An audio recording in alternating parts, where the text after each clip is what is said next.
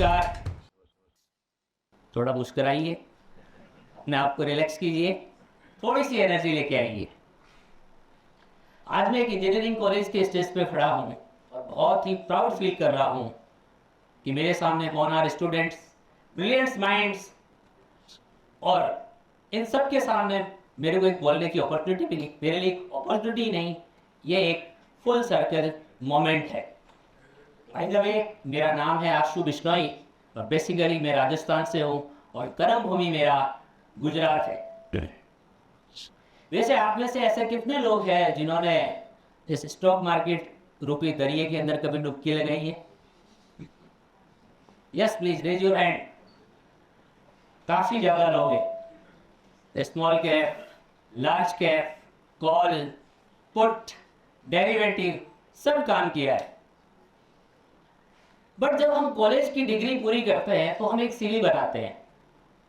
जब भी आप कॉलेज से निकलेंगे तो अपना एक बायोडाटा बनाएंगे कि कहाँ से हमने स्कूलिंग करी, कहाँ से हमने कॉलेज किया, कौन से प्रोजेक्ट किए, हमारा एक्सपीरियंस क्या रहा, अचीवमेंट क्या है। तो बहुत सीधा और एक स्ट्रेट लाइन में हमारा एक बायोडाटा बनता है। बट लेकिन अगर हम जिंदगी को हम एक्चुअल में देखें तो वो एक सीवी जैसा नहीं होगा, वो एक स्टॉक मार्केट के चार्ट के जैसा होगा। आपने स्टॉक मार्केट का चार्ट देखा है? ऑलमोस्ट सभी लोग हैं वो ट्रेडिंग करते होंगे, इन्वेस्टमेंट करते हैं, तो उससे पहले एक ट्रेडिंग चार्ट देखते हैं। तो हमारी लाइफ भी उसी तरीके है, कभी ऊपर, कभी नीचे, कभी साइडवेज, कभी हमारा स्टॉप लॉस हिट होता है जैसे शेयर मार्केट में होता है, और कभी ऐसा लगता है कि सब खत्म सा हो गया है। तो जिंदगी और मार्केट दोनों का एक ही रूल फॉलो करती है। प्लानिंग हमारी हमेशा है वो लीनियर होती है, लेकिन ग्रोथ कभी भी लीनियर नहीं होती, वो स्ट्रेट नहीं होती। और शायद इसीलिए मुझे मार्केट समझ में आया, क्योंकि मेरी ज़िंदगी भी कभी प्रिडिक्टेबल नहीं थी। मेरी कहानी शुरू होती है 1996 से। गांव में सपना होता है कि हमारा बेटा बड़ा होगा, डॉक्टर बनेगा। तो मैंने 10th करा और मेरे मम्मी पापा ने सपना देखा और मुझे भी लगा, और वहाँ पे वही चल रहा था कि डॉक्टर बनेगा। मैं कहा बढ़िया है। 11th के अंदर मैंने फिजिक्स, केमिस्ट्री और बायोलॉजी सब्जेक्ट लिए। 11th में अच्छे मार्क्स आए, कॉन्फिडेंट आया कि हाँ मैं कुछ कर लूँगा। लेकिन सिचुएशन पता नहीं कुछ ऐसी बनी कि मैं 12th के अंदर फेल हो गया। फिर एग्ज़ाम दिया, फिर फेल हो गया। तो ये मेरी लाइफ का फर्स्ट स्टॉप लॉस था जो हिट हो गया। होता है ना, शेयर बाजार के अंदर स्टॉप लॉस होता है, तो लाइफ में भी स्टॉप लॉस होता है, वो हिट हो गया। तो जिंदगी को मेरे प्लान्स में उस टाइम मेरे को समझ में आया कि जिंदगी को मेरे प्लान्स में कोई इंटरेस्ट नहीं है। डॉक्टर नहीं बना, कोई बात नहीं, सब्जेक्ट बदला। और आपको पता है कि जैसे अभी जो है वो एआई का ज़माना है, जैसे मैडम ने बात करी, उस टाइम 2000 की मैं बात कर रहा हूँ, तो कंप्यूटर का ज़माना था, इंटरनेट आने वाला था। तो मैंने सोचा कि मैं सब्जेक्ट चेंज करता हूँ। और गांव वालों के लिए, जो गांव में रहते हैं, उनके लिए बहुत बड़ी बात थी। और मैंने पापा से बोला कि पापा मुझे ये नहीं बन पाया तो लेकिन मैं कंप्यूटर सीखना है, वो जाऊँगा। लगा सब समझ में आ गया है। गांव से मैं जोधपुर गया और वहाँ पे मैंने कंप्यूटर एजुकेशन के कोर्स ज्वाइन करे और मैंने 2 साल वहाँ पे बहुत मेहनत करी। कॉन्फिडेंस आया। तो अब लगा 2 साल हो गए, अब लगा कि कुछ और करना चाहिए। तो वैसे यहाँ पे कोई है, मारवाड़ी लोग हैं? ग्रेट। तो मारवाड़ी लोगों को पता है कीड़ा होता है, धंधा करना है। तो मेरे ही दिमाग में आया कि मैं भी है कुछ है वो बिजनेस करूँगा। तो वहाँ से मैं वापस मेरे होम टाउन आया और वहाँ आकर के मैंने एक कंप्यूटर सेंटर खोला। और कंप्यूटर सेंटर खोला, चल रहा था, सब कुछ था। लेकिन 1 साल होते होते मुझे वहाँ पे समझ में आया कि कुछ तो गड़बड़ हुई है, और वो कंप्यूटर सेंटर बंद हो गया और वो बिजनेस नहीं चला, और कॉन्फिडेंस भी है वो वहाँ पे डाउन होगा। तो इस तरीके से ये मेरी लाइफ का दूसरा एक बिजनेस स्टॉप लॉस था जो हिट हो गया। वैसे फेलियर जब एक चीज़ कैरी करता है कि जब आपका इनिशियल लेवल पे फेलियर आ जाता है तो घर वालों के ताने सुनने मिलते हैं, समाज के ताने सुनने मिलते हैं, ठीक है। तो वो मैंने भी सुने, लेकिन उन तानों को मैंने फ्यूल बनाया और फिर घर से मैं ये बोल के निकला कि अब मैं जब वापस यहाँ पे आऊँगा, घर पे आऊँगा, तो मैं जब काबिल बन जाऊँगा तभी आऊँगा। फिर मैंने अपने पूरे एक सेंटर और कंप्यूटर, उस सेंटर में एक कंप्यूटर था, मेरे पास एक बाइक थी और मेरे पास एक जिद थी, उन तीनों को लेकर के मैं वापस मेरे होम टाउन से शहर चला गया और जोधपुर का नाम आप सभी ने सुना होगा। वहाँ गया, वहाँ जाकर के जॉब ढूंढा। 3 महीने बाद एक न्यूज़पेपर में एक ऐड आता है,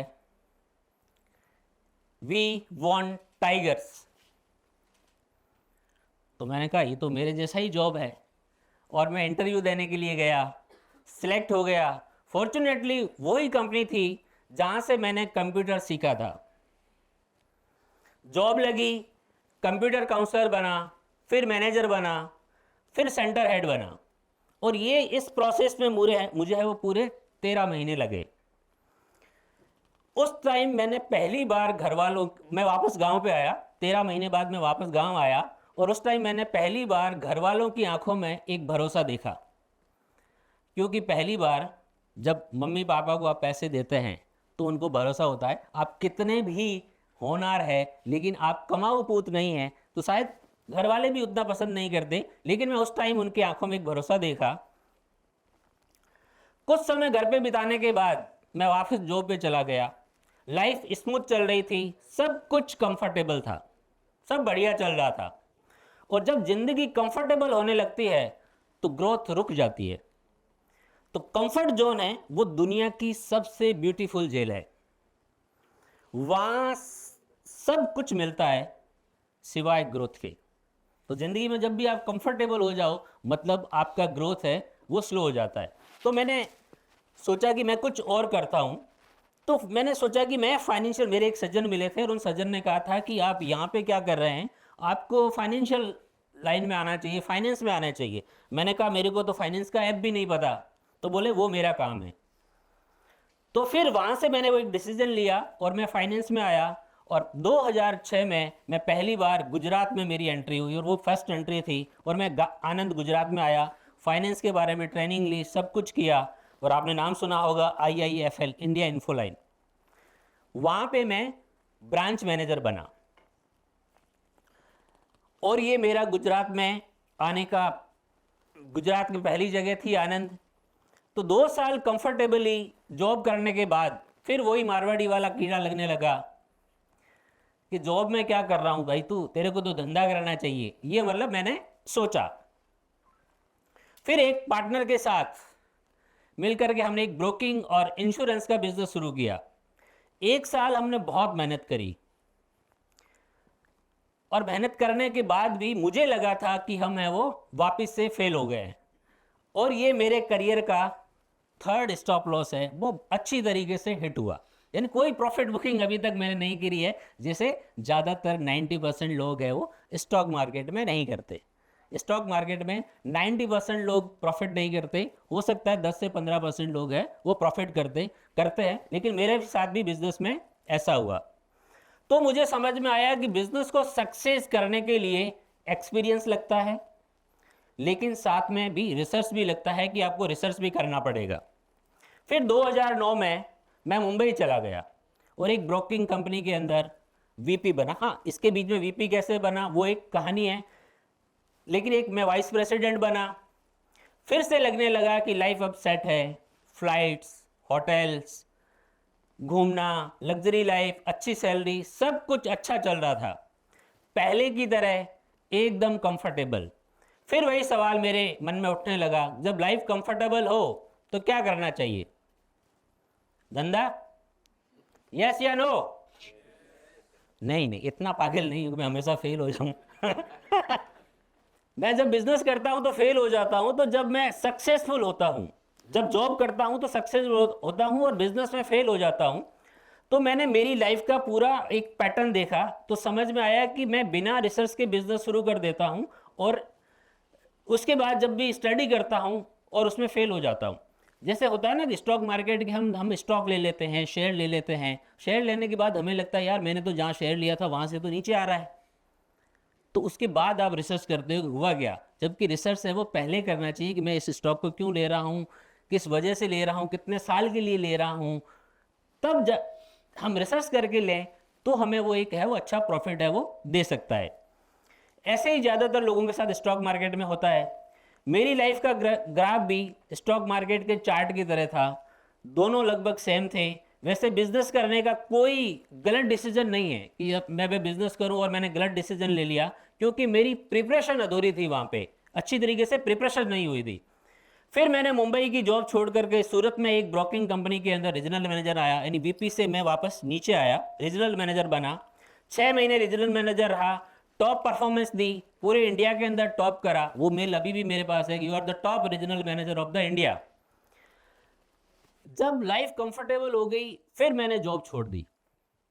6 महीने के बाद मैं सूरत के अंदर था, लाइफ बहुत अच्छी कंफर्टेबल हो गई और मैंने जॉब छोड़ दी। अब मैं बिजनेस करने के लिए फिर से तैयार था, एक्सपीरियंस था, प्रॉपर मार्केट रिसर्च था। अब ये बात है अक्टूबर 2022 की, मैंने एक कंपनी बनाई और उसका नाम रखा आसान कैपिटल। वैसे शेयर मार्केट में कुछ भी आसान नहीं है, सिर्फ हमारी कंपनी का नाम ही आसान है। ये सबको लगता है, यस और नो? और शेयर मार्केट वो जगह है जहां सबसे मुश्किल काम है आसान पैसा बनाना। शेयर मार्केट वो जगह है जहां पे सबसे मुश्किल काम है आसानी के साथ पैसा बनाना।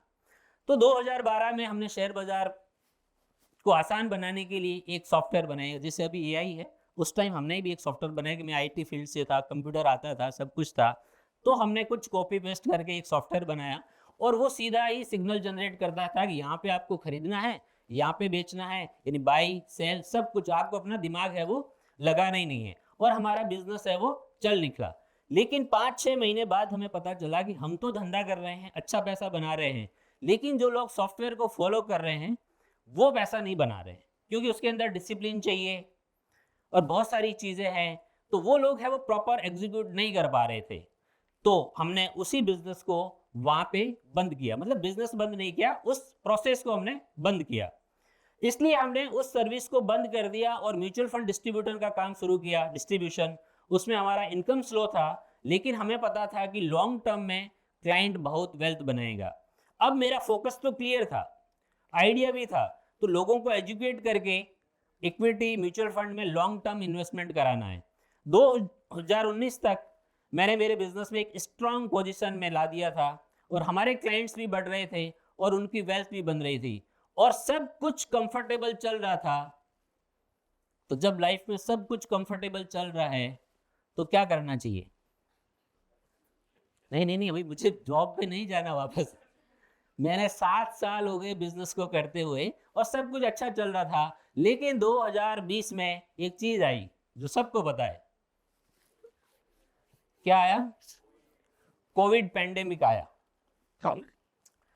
जब ये न्यूज आई तो मैं उस टाइम मेरे गांव में था, मार्केट क्रैश और मेरे फोन कॉल्स लगातार बजने लगे।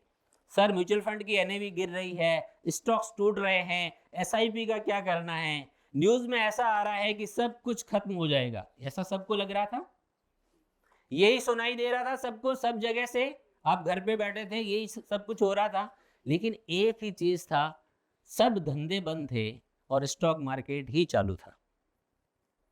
तो वहां पे हमने उसको एज ए अपॉर्चुनिटी लिया।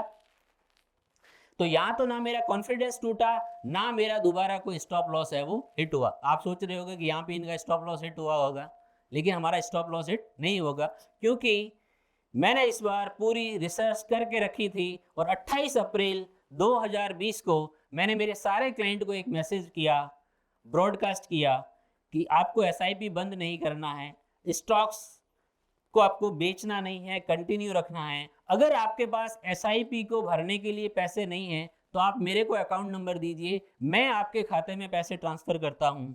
उस टाइम मेरे पास 8-10 लाख रुपए की बचत थी। मैंने सोचा ज़्यादा आ गए तो प्रॉब्लम होगा, लेकिन 20-25 लाख की हमारे इस टाइम एसआईपी फाइल चल रही थी और 2-3 लाख रुपए लोगों ने बोले और वो मैंने बिना कोई सवाल किए कि आप कब वापस दोगे, कैसे दोगे, और मैंने वो पूरा पैसा उनके अकाउंट में ट्रांसफ़र कर दिया। तो वो सारे क्लाइंट की एसआईपी भी चलती रही, और बाकी लोगों का भी एक हौसला बढ़ गया है कि जब हमारा एडवाइजर ऐसी चीज़ करता है तो उसको कुछ कॉन्फिडेंस होगा। वो सब कुछ एसआईपी और वो कंटिन्यू रहा।